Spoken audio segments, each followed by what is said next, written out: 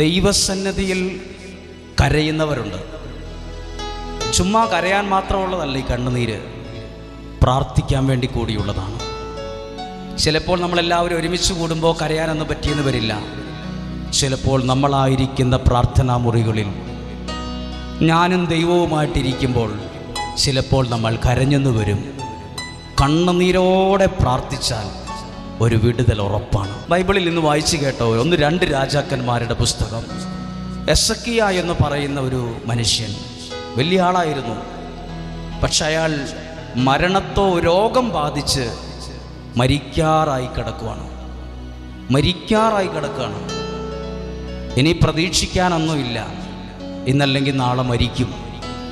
അങ്ങനെ ഇരിക്കുമ്പം നമ്മളൊരു ഡോക്ടറും ഒരാശുപത്രിയിലും എവിടെ ചെന്നാലും രോഗമുള്ള ആരോടും പറയില്ല നിങ്ങൾ മരിച്ചു പോകും കേട്ടോ,